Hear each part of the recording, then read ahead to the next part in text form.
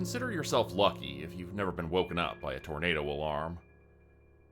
One minute you're in a deep sleep, dreaming about a better world, and the next, you're being confronted with a waking nightmare. When those alarms go off, you only have a few minutes to wake from your stupor, gather your family, and get to a safe space. The twister could be down the street or across town. You won't know until it either blows your house down or enough time passes that you feel confident it missed you. In the meantime, you and yours huddle in a closet or a cellar and pray. It's a hazard I've lived with for most of my life. When you grow up in a part of the country colorfully named Tornado Alley, you learn to live with the storms. I've been lucky that one hasn't destroyed my house, but I've had a few close shaves. If you've ever seen the power of a massive funnel cloud up close, it never leaves your brain. Watching the natural world destroy nearly indestructible buildings is a fun reminder that Mother Nature is our landlord. We can be evicted at any moment. The screeching alarms are as much a part of summer as the crack of a bat and the buzzing of cicadas. They help make up the milieu of Midwest living. The alarm systems are automated, and they go off when conditions indicate a potential storm. Even if there isn't a twister, the alarms are a signal that something terrible is approaching. It could be a pounding hailstorm, a weird green sky, or flooding from intense and ceaseless rainfall. Regardless, if the alarms are blaring, some bad shit is coming your way. This time was worse than all those other times combined. My day had been a pleasant one. The weather was warm, so we spent the day playing in the yard and taking a dip in our pool. It's an above-ground number that we got at a discount, but the water was cool, and that's all that mattered. My littlest is still learning, and my oldest loves to jump in, so it was a balancing act trying to get both sides to work together. It can be frustrating, but these micro-negotiations were the purview of parenting. Comes with the turf. As afternoon turned into evening, Cindy, my wife, played soccer with the kids while I cooked some burgers on the grill and enjoyed a drink or two. The weather was so perfect we ate outside, under our spreading oak tree. My son left his scraps, for the ants, and I was sure the amount of food he left would fill the ant storage quota for the summer. After the sun went down and we put the kids to bed, Cindy and I lay in our hammock, watching the stars and talking about nothing and everything. It's an odd way to think about it, but it was one of those days you'll think about on your deathbed. A moment in time you'll lovingly return to when you're about to cross into the next life. It'll bring a smile to your face at a time when that should seem impossible. We went to bed a few hours later. The temperature had cooled, and there was still a slight breeze blowing. Still, there was absolutely no indication of storms on the horizon. When you're in an area where it rains frequently, you can develop a sixth sense when a storm is coming. You can feel subtle changes in your body. If a distant storm is intense enough, you can smell the petrichor in the air. The smell of dry dirt mingling with rainwater lets you know what kind of hell is coming. But there was none of that. We slept with everything as calm as possible in this roiling, modern world. The perfect capstone to the perfect day. One for the ages. Then the tornado siren started blaring. When you become a parent, any thought of being a deep sleeper goes out the window. Nature takes away your ability to sleep deeply when you have to take care of little ones. That said, the alarm was loud enough to wake the dead. I sat up in an instant, my eyes open, but the fuzz of the dream world still clouded the edges of my vision. "Tornado?" Cindy asked, rubbing the sleep from her eyes. "I think so. I'll grab the kids," I said, swinging my legs out of bed. Before I could hit the door, I heard the running of two little bodies down the hallway. The sirens had also brought the kids in from the land of Nod. They both were scared, and you could see the fear in their tiny faces. They both ran past me and hopped under the blankets with my wife. I grabbed my phone and looked for an alert from the National Weather Service, but there was nothing. I did a Google search for tornado warnings in my area and came up with the same. I hauled my body out of bed and walked to the back slider. I didn't see any rain falling. I opened the door and confirmed there wasn't even the distant rumble of thunder. But that alarm was steady. It would rise in tone and decibels, and then fall again before starting over. If you listened closely, you could hear the different alarms going off further away. It was like they were singing the world's most annoying song in the round. I closed the door and walked back into my bedroom. Cindy was getting the gear ready to go into our shelter when I said to stop.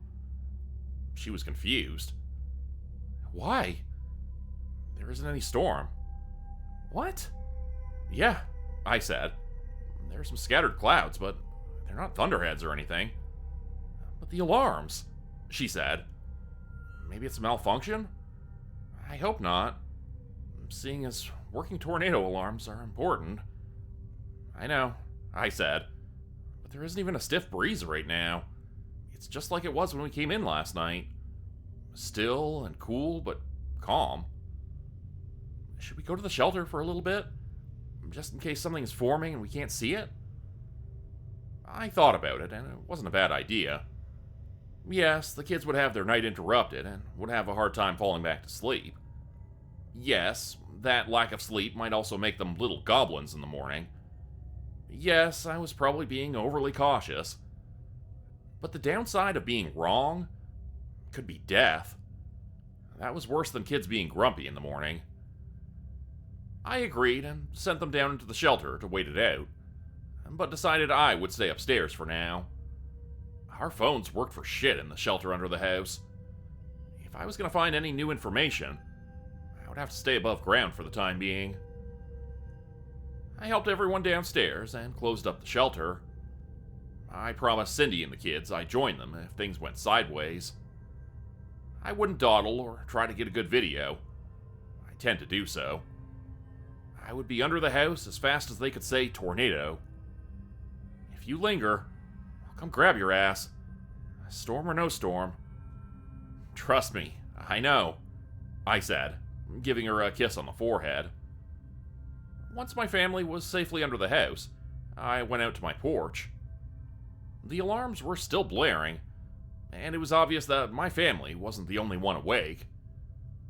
Down the darkened street, I could see the porch lights pop on like man-made lightning bugs.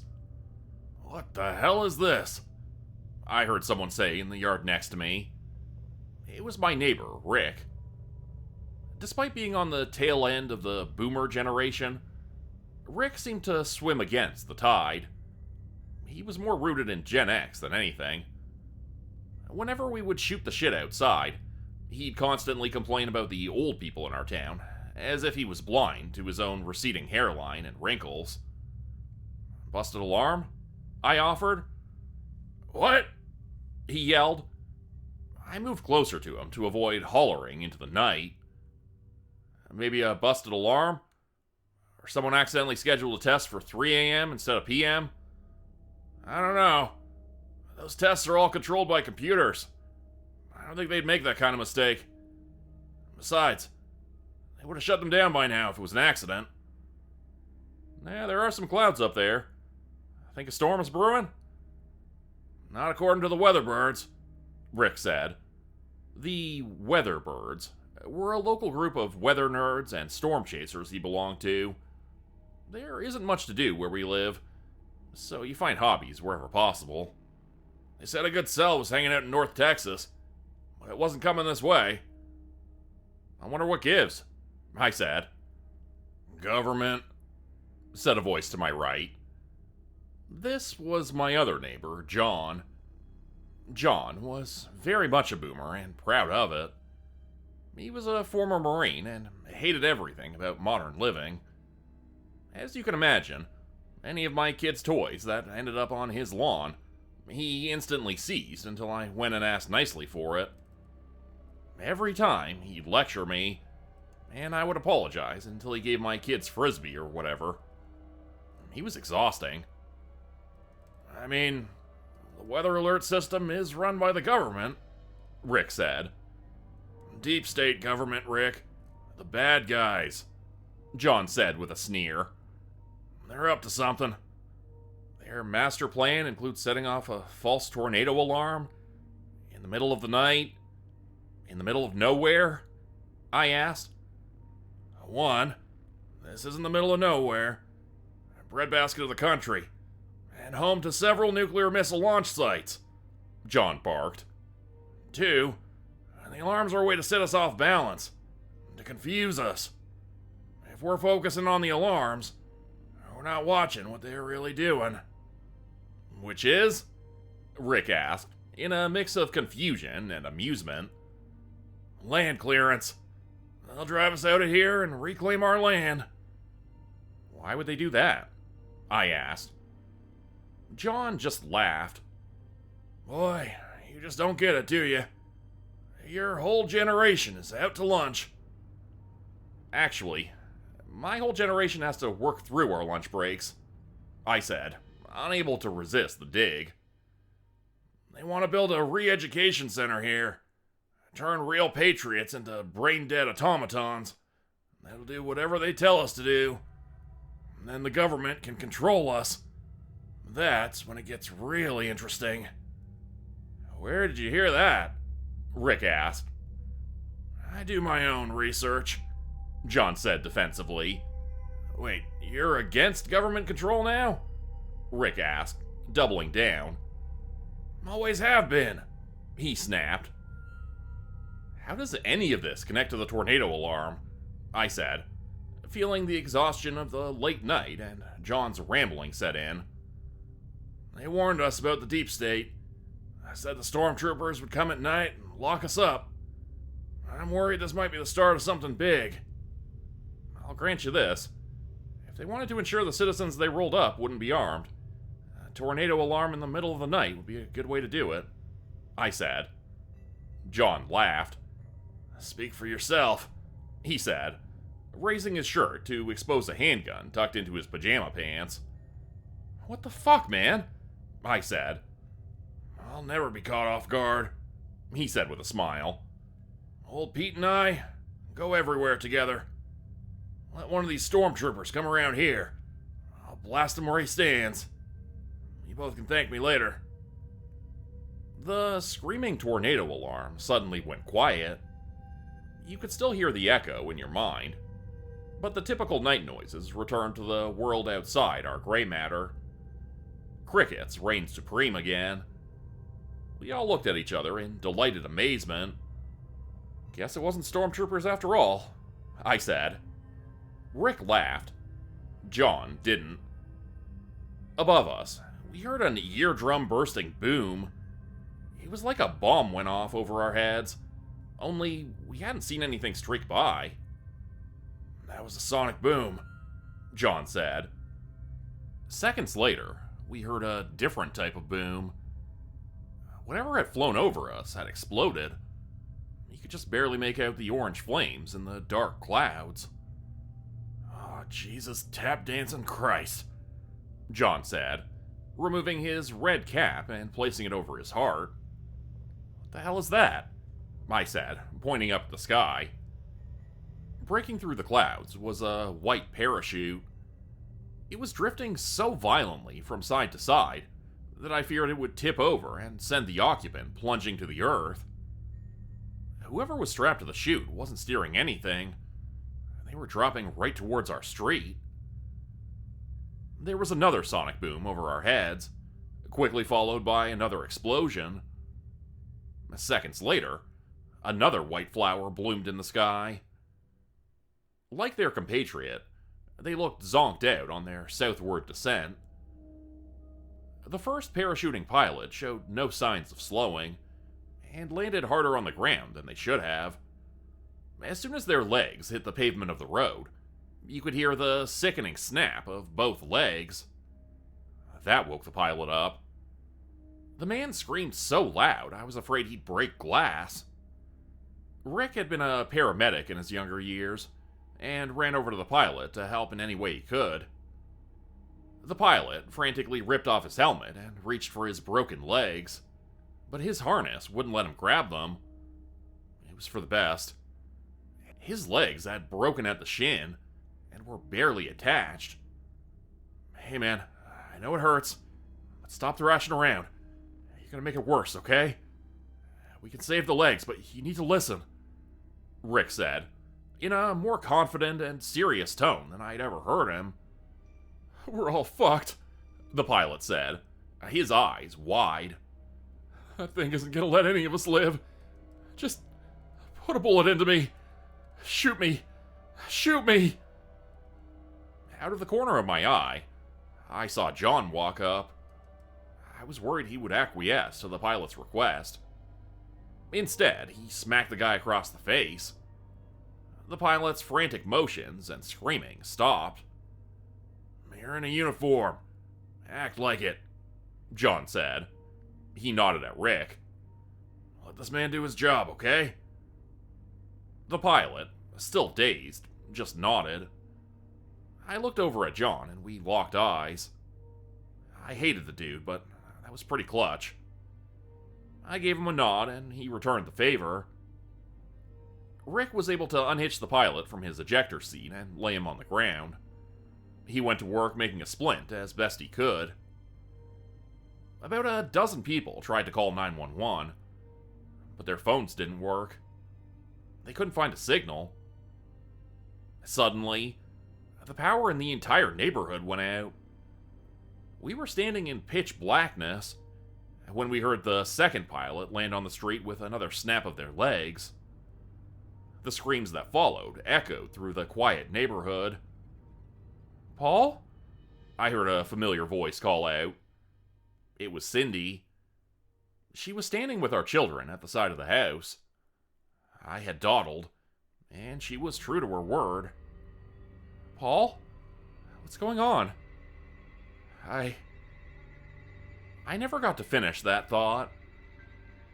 From above us came a bassy trumpet blast that did shatter glass. Everyone grabbed their ears and squatted to the ground as if that would make it disappear.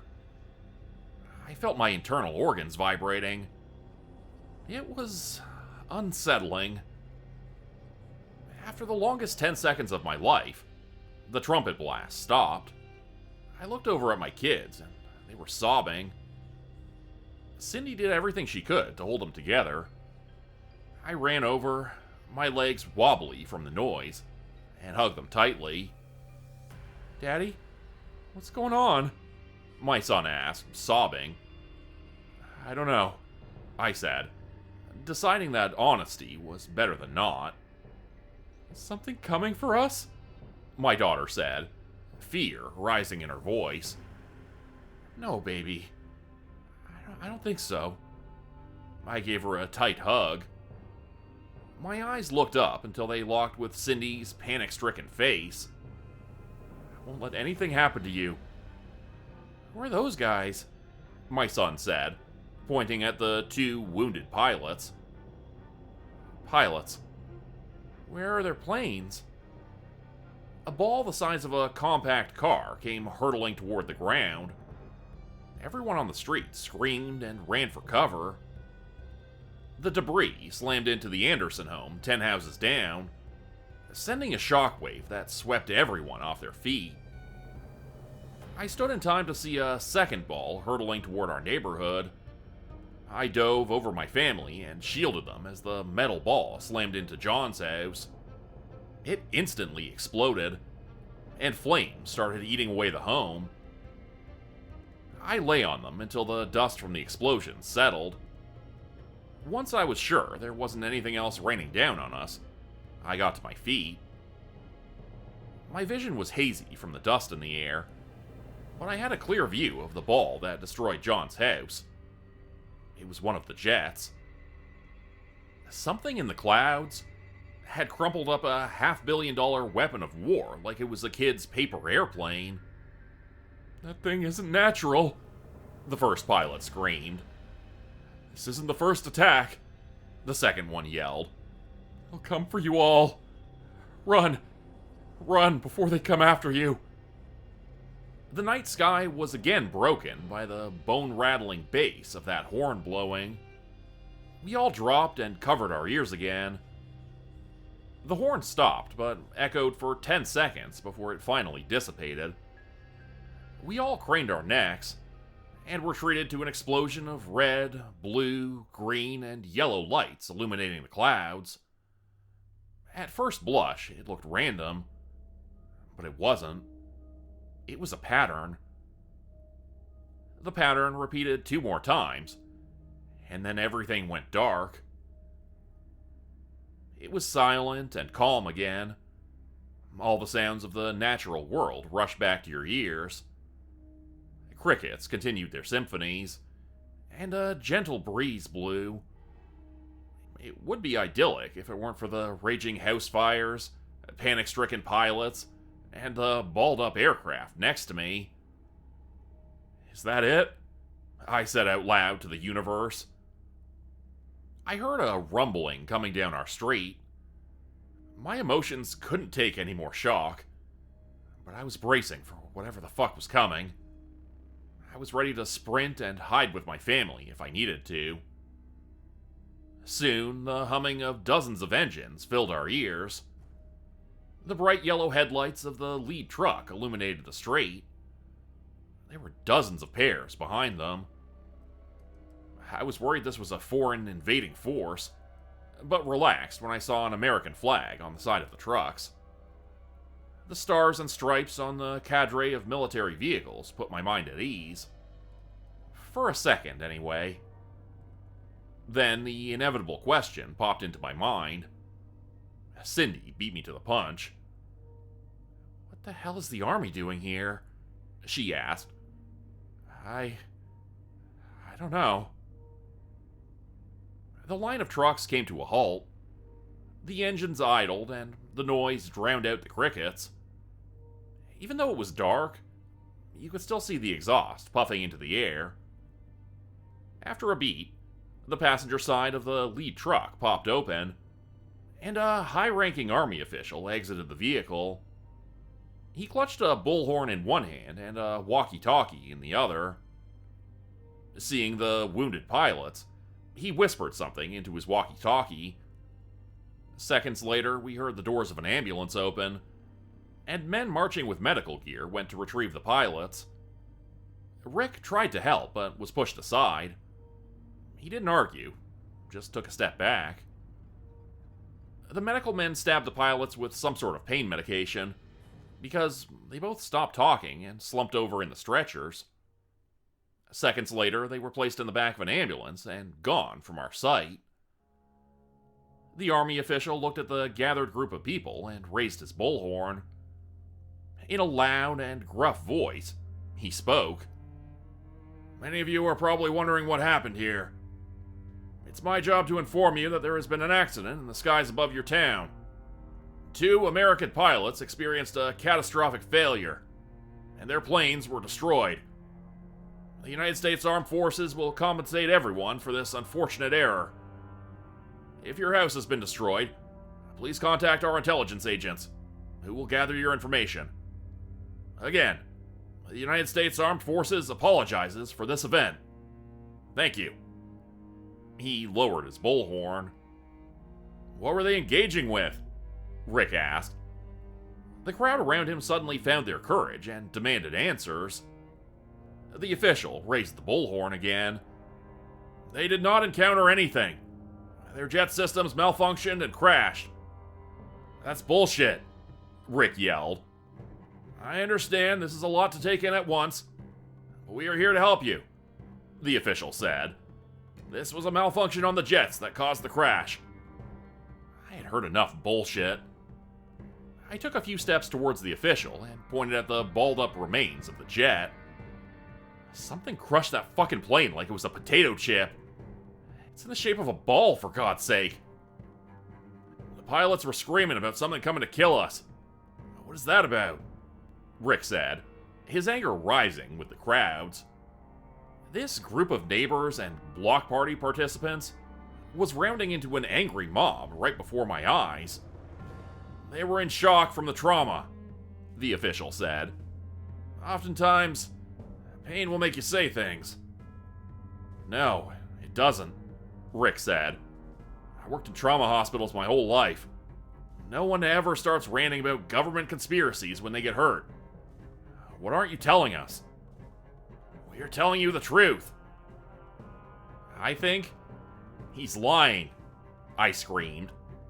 The crowd cheered in agreement. There was palpable anger growing in the crowd. The official must have sensed it too, because he glanced back at the convoy of trucks and gave a curt nod. Suddenly, every door opened, and fully armed soldiers got out and fell into formation behind him. You can't intimidate us. You can't force a lie onto us. We know what we saw. He raised his bullhorn again. You are mistaken, sir. Hallucination is a side effect of exposure to chemicals from the exploded jet. I recommend you all go into your homes and wait until our cleanup crews can ensure the spill is contained. At once, every soldier flipped off their safeties. The message was clear. Go inside, forget this happened, or else. Despite the implied threat, something in me snapped.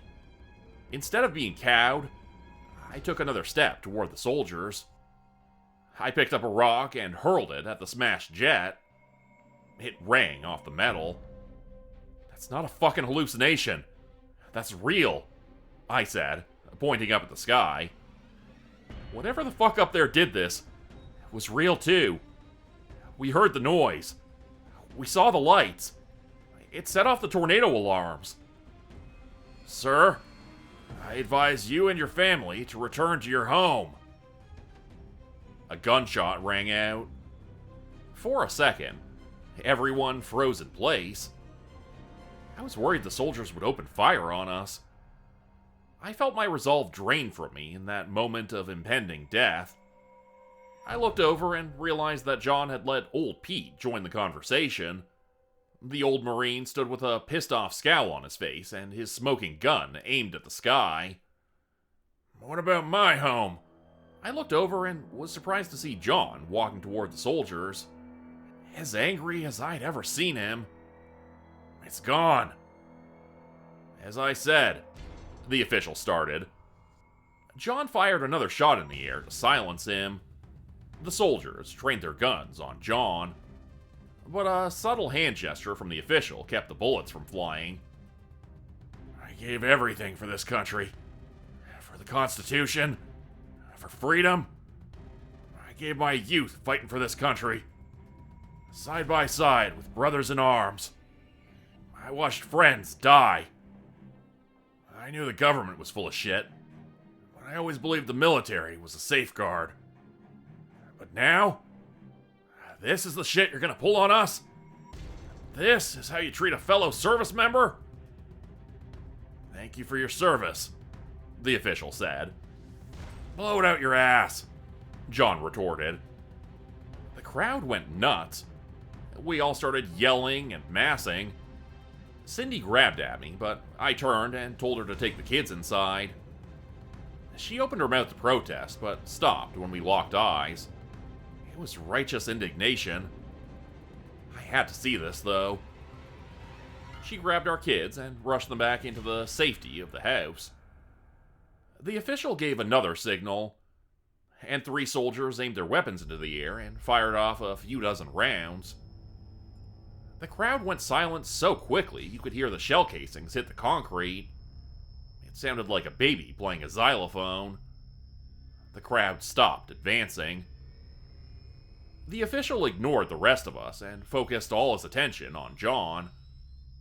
I understand your frustration, but if you were a good soldier, you'd remember the chain of command, the official said, nodding to his rank designation on his shoulder. Good soldiers follow rank. You're a good soldier, right? That caught John. He paused, and you could see him mulling the words over in his mind. This man had acquiesced to power his whole life. Hell, he'd been a tool of it for most of his adult years. Now, for the first time, he was challenging it. John saw himself as an honorable man, a loyal man, not a rabble-rouser or shit-stirrer. We all waited for him to respond with bated breath. Then, the rain started falling. Or, I thought it was rain. But when it hit my arm, it burned. Each drop sizzled as it hit our skin. A person in the crowd looked up, and a drop hit them square in the eye. They screamed in pain and fell to the ground, clutching their face. It was like some kind of acid was falling on us. "Oh shit," the official said, all of his bluster fleeing at once. "They seeded the clouds. They're coming. Everyone, back inside the vehicles." All of the soldiers hustled back inside their trucks. The official gave the crowd a look and yelled, "Get inside! Now!" before he took off for the safety of his truck. I turned and ran for my house. As I did, a trumpet blast sent a shockwave that created a small earthquake. I tripped and fell, the falling rain stinging my exposed neck. My ears rang from the blast, and I willed myself into the house. As soon as I entered the door, I stripped off my clothes and tossed them outside. The rain had started to eat through the fabric. I wrapped myself in a throw blanket and rushed to the window to watch the scene unfolding in front of us. I was surprised to see John still standing out there. He hadn't moved from that spot. It was like the decision to go against his core beliefs had caused a malfunction in his brain. As he had aged, his beliefs had curdled into conspiracy. The force he thought was a bulwark against his dreaded deep state now seemed to be working in concert with it. It was too much for him to bear. Even with the prodding of acid rain, John didn't move. He stood there and let the rain eat him away piece by piece. He didn't even scream as the skin sloughed off his body. Instead, he raised old Pete to his temple and pulled the trigger. I slammed the blind shuts and turned away. Reality had broken through. We were in real danger. I grabbed my family and went to the back of the house. We'd ride out whatever was happening and pray it didn't get worse. My kids asked me to explain what was going on, but I didn't find an answer that wouldn't make things worse. Instead, I hugged them tight and told them I loved them. All we could hear outside was the rain, or whatever it actually was, falling on the roof. I prayed it wouldn't eat through the shingles. I knew there was probably a beehive's worth of activity going on outside with the military there. Still, my rational brain had returned to me. I no longer cared about anything except surviving the night. We stayed that way for 2 hours. At some point, the adrenaline wore off and the three of them fell asleep. I couldn't, though, because my mind was still reeling. But more than that, I felt the energy around me shift. I felt my mind start to slip. I've written all this down because I think something is messing with my mind. And I wanted to share my story in case I go crazy or something. I wanted to make sure I got the details just right, in case my brain is liquefying or something. I don't know what's waiting for us tomorrow morning, but I'm not even sure I'll make it until then. As soon as I got inside, I started feeling a tickling sensation down my arms and legs. It's like someone was dragging their fingernails down my skin. I think this has to do with that rain, because no one else in my house mentioned feeling that. The rain never fell on any of them. In the last 10 or so minutes, I've started noticing black shadows moving in the corners of my vision. When I look at the figures, they disappear. But they return. They always return. I can sense them watching me. I don't know what they are or what they want, but I'm sure they're not here for a cup of coffee. I can feel my eyes growing heavy, but I'm afraid to sleep. I'm worried they'll come for me then. I'm so scared I'll end up like John. I'm feeling my strength drain from me. I'm drifting now, powering down. I see them emerging from the shadows. Oh God.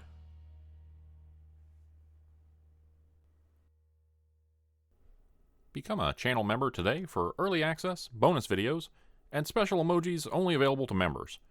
Check out the description below or click the join button for more info.